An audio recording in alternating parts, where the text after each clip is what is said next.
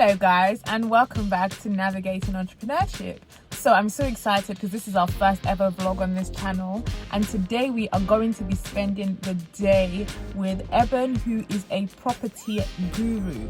So she's the founder of Primelink, which is a property management company, and we are going to be spending the day with her. We're going to be going to viewings, meetings with her, training sessions, all that fun stuff. Also having, some good conversation with her about how she manages her business, her staff, how she manages work-life balance, business growth, all the stuff that, us entrepreneurs have to deal with. So guys, stay tuned. Hey boo!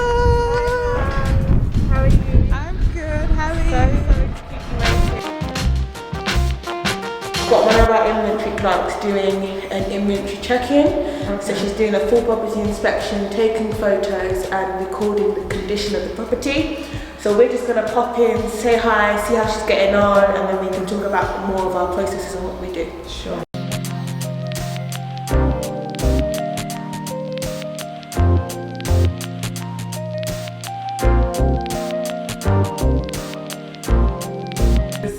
What area is this? Hornsey? I think, I'm not sure. We don't do a lot in this area. We can normally cover all of London areas. It's what keeps me going, to be honest, most days. It's really bad. It's a really bad habit. I'm trying to Does make it myself... actually work on you? It does. Because listen, if I'm tired and I drink that, I'm still gonna sleep. Yeah. It doesn't do anything for me. No, it works. It works. Sugar free. This is the new water lemon flavour. I thought I'd spice it up today. Okay.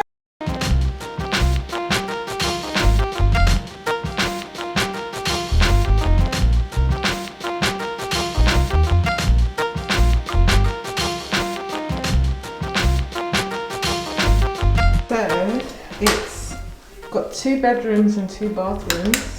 This is the ensuite bathroom, I mean.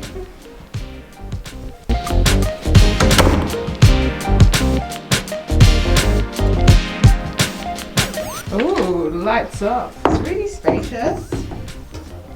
But look, I can walk into it. And there's still space. Like you can literally hide someone in here. So, what we do now?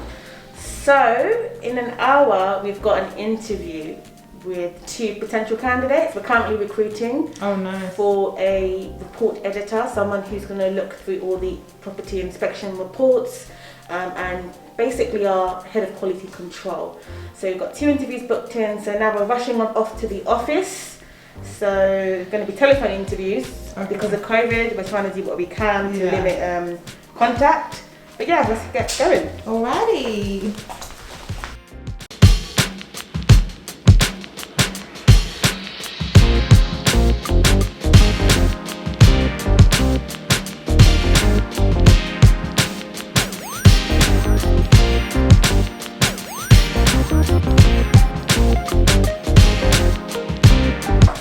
Hello, welcome. Thank you. Welcome to the office. Oh, thank you, lovely. Our small, humble abode. Oh, this is pretty. Thank you.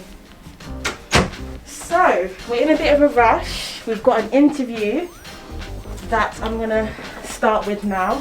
Telephone interview. It's for the position of a property inventory coordinator and quality control. So, I'm going to find the candidate, have a quick look through his CV before we give him a call.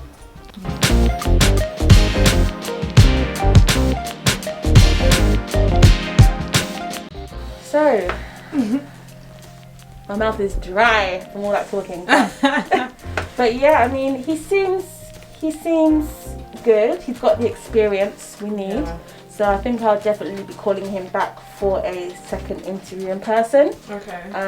The key with him as well, he's come across very honest, and he seemed quite relaxed, which is quite important when I'm interviewing for someone. You don't want them to seem too staged or too uptight. They need to be themselves. He even disclosed about his health and things like that. So, and he seems, he's got experience in the industry, which is most important. Yeah. He knows the services were offered. He came prepared. He had a look at the website before. A lot of people on interviews, you'll be surprised about how many people you'll call and you'll ask them, so what do you know about the company? Yeah. Like, no. Yeah, that's so yeah, I'll be calling him back. Obviously, I've got a couple of more interviews arranged as well with other people's properties, so we'll see where it goes, and you never know. You might get it, you might not. Okay. So, yes. You know how like people always talk about, you know, you should be self-employed and blah blah blah. No one ever really talks about the fact that there are actually some perks to working a 9 to 5, like the fact that you can get a mortgage easier. Definitely. I mean, in terms of finance in general, when you're employed, if you want to borrow money or get a loan, a mortgage, the banks want to see security. They want to see that you're in a job, you're employed, you've got pay slips, regular income coming in every month. As opposed to a freelancer or a self-employed person, you might have one amazing month, you might have one low month, and you know, situation is it varies. No, but I think that's crazy. The difference between 3 to 6 months pay slip versus what do they ask you for? If you're self-employed, it depends on the situation. They want to see your account sometimes. They want to see your self-assessment for the last 2 to 3 years. Yeah, exactly. They want to know everything about and your profit and your turnover needs to be at a certain level before they can give you a certain amount. Yeah. But that 40% deposit is mad to me, because how come some people are paying 5% and they expect you to pay 40%? Exactly. And it's not for a buy-to-let property. Look, it's mad. Buy-to-let deposit is 25%. Exactly. For buy-to-let, there's more risk involved because you're renting the property to a tenant paying your mortgage. So if I've got, this is my income for the last 2 years, why is it 60% loan to value? Why am I having to put down 40%? So how did you go about finding this office space? Right. It was quite difficult actually. It was quite challenging. More so than even finding somewhere to live. Oh boy. Like somewhere to rent or to buy. Due to our budget, initially we've been here for about 1.5 years, and we were looking for somewhere quite central. Somewhere that our inventory clerks can get to quickly for meetings, but somewhere that's not too expensive. So I was looking for offices in East London, South East London, and then this came up.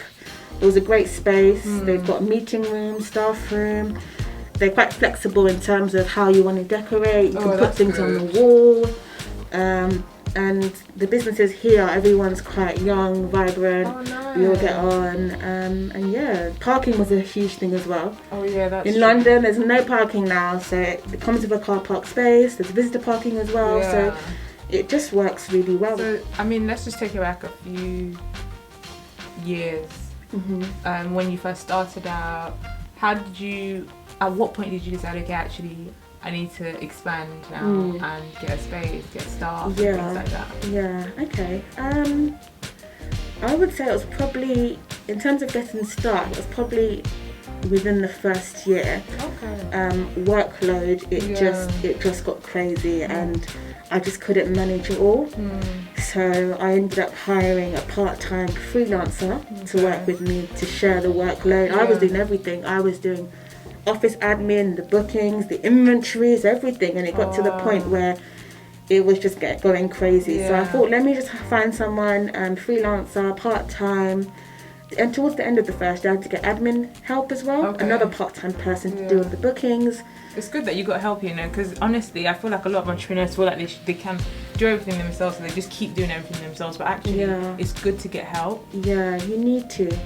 I mean, you need to factor that into your budget. You can get so bogged down by administration and calls and general management, day-to-day tasks that take away from you actually propelling your business and business development. So it's very key, even though it might be early stages and you're looking at your budget thinking, oh, can I afford this? It's, in the long run, it will work out. You have to kind of have tunnel vision and see the end goal, and really invest into your business. And that doesn't just mean equipment or an office or whatever. It's staff is your biggest investment. So at what point did you decide that you wanted to be self-employed, or it was a time to make that change? From birth. I mean, from a young age I've always wanted to be my own boss, and do my own thing and be a property developer and do all these amazing things. So I'd say I've always had that goal, and sort of, let's say about a year and a half after uni, I just thought, you know what, it's time. Yeah. Let's just jump straight into entrepreneurship and start a business. So you worked a year after uni? Yeah, so I basically, so after uni I worked for about a year and a half, and to be honest I actually wanted to jump straight into the business after university, but I wanted to purchase a house first, so that's why I got the job essentially, and it helped as well. You know, it was a really good company, and I learned a lot of skills there, and I built relationships that I still have to this day, business relationships as well. So it did help, and I would always sort of suggest that young people especially go out and learn. Don't be in such a rush to jump into business, because a lot of the times you don't know anything, you don't have any skills. Go out there, work, build relationships, learn new skills. So in terms of like the business and when you started, so were you running the business while you were working, or did you stop working and then just decide I'm going to start the business? Yeah, so what happened was I actually left my full-time job and I went to work part-time for someone else. I was there for about 6 months. Right. And then after about 6 months, it literally got to the point where this part-time job, like, why people were asking me, why do you have this? You're so busy. I was literally during that part-time job, I would go for lunch and I'll be answering calls, sending emails, and it got to the point where I just couldn't manage both. So literally, I was like forced out of that part-time job into full-time entrepreneurship. Can't believe it's your birthday tomorrow. So are you taking the day off?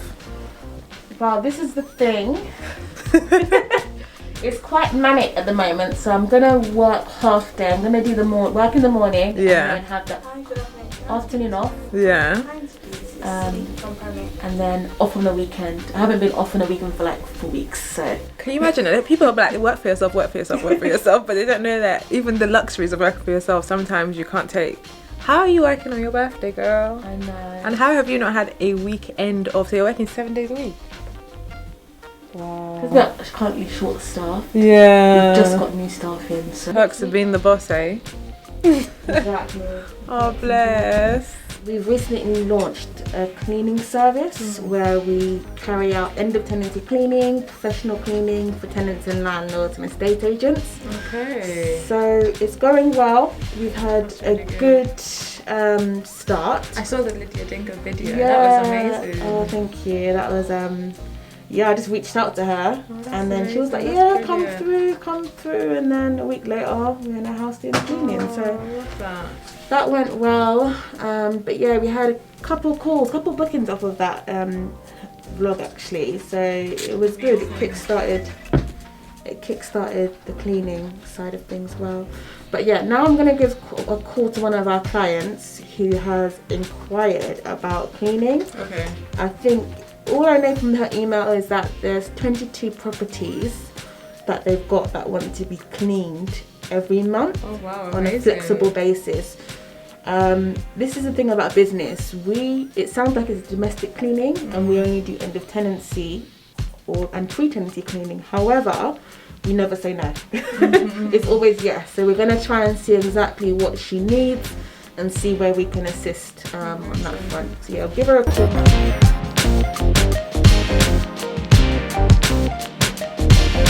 So what are some of like the nicest properties you've seen? I've been to a lot of properties. The nicest one was probably a mansion in Surrey. Okay. I think they call it, I don't want to say, it's a gated community. Okay. And it was I actually met a celebrity whilst I was there. But it was beautiful. It had a swimming pool, indoor sauna, steam room, a wine cellar, office, like 8 bedrooms or something like that. So it was huge and it was lovely. So that's nice. That's really good. Living the dream. Honestly, girl, I was there and I was like, I'm one of those people that goes on like Instagram and Zoopla and all these different places and just looks at all these crazy houses and I just be manifesting it. Like, honestly, just be manifesting it. Yeah. Or sometimes I even drive past. So there's like this lovely area near my house and they have like amazing houses. I'll just be driving past and just be getting inspiration. Honestly, inspiration, motivation. We're coming for you, okay? Yeah, no, it's important to like manifest and pray as well. I believe in prayer. So when it comes to sort of your goals and your long-term plans, work backwards. So in terms of see where you want to be in the future, and then sort of have a plan of what you need to do now to get to there. So you've got the plan, you've got the goal first, and you're working backwards instead of sort of going to these places and thinking, oh, I wish I could afford this, and then not doing anything about it. It's achievable, you know. Absolutely. Actually, if it's a property on Rightmove or Zoopla, go and see how much the property is, how much you would need to earn to afford that property, and then find out what you can do to make that, to earn that wage. Love that. So now we are off to the final viewing of the day. How's your working day been so far, girlie? It's been hectic. It's been fun having you follow me around like my shadow today. Last appointment of the day. So we're gonna see a flat in Erith, South East London / Kent. The flat needs a lot of work. I'm currently looking for a property to purchase. So yeah, I'm going around different viewings during the day, and let's see if this is a potential property. Alrighty, let's get it.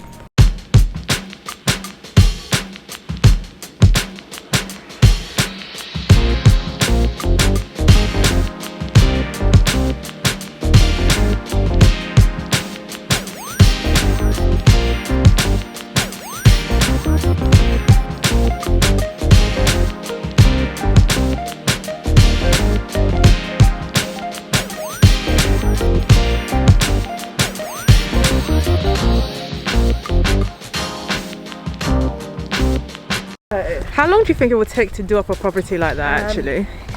Probably looking about 2 months. Right. And that is with a committed team that's not going to disappoint. 2 months, that's quite quick. Yeah, I'll say 2 months. If you've got a full-time team in there, a full refurb, and you're on schedule, which doesn't happen a lot, then I'd say about 2 months. And how much would it cost to do something up like that? Well, you're looking, depending on what you want to do, obviously, and what standard, you're looking at about 30 to 40, I would say. 40k? 30 to 40k to refurbish. It depends if you want to refurb the garage as well. Oh yeah, that's true. So yeah, for a high standard, I'd say 30 to 40k. Right. Something like that. Again, I'm not a builder, I'm just approximating the cost. It's quite interesting that people like to take on those type of projects, Yeah, it is. I mean, people enjoy it. Yeah. I love anything property, refurbishment, property investment. So for me, it might be hassle in the long run, but for me it's fun. I want to see the end. You find this fun? This is so interesting. Some people would see that and they're like, there's no chance in hell. Honestly, that's me. Is it? You want it already, but for me, I'm like, you know what, this can go there. Yeah. You can change this room layout and build into the loft and add value, and I love it. So that's so interesting. That's just my interest. Love that. Okay, so we've spent the day with Ebun. It's been an interesting day. It's interesting to see that also no 2 days are ever the same with you. Yeah, exactly. So it's quite a varied role and what have you. And we've got some gems from you. So thank you for letting us spend the day with you. Thank you for coming. It's been lovely having you follow me around. I did enjoy it. It's been a hectic day, but at least you guys have got to see sort of an insight into day in the life of mine is like. So yeah. Thank you, boo, and thanks for watching, guys. Thank you. Subscribe, like, share all of that good stuff. Bye.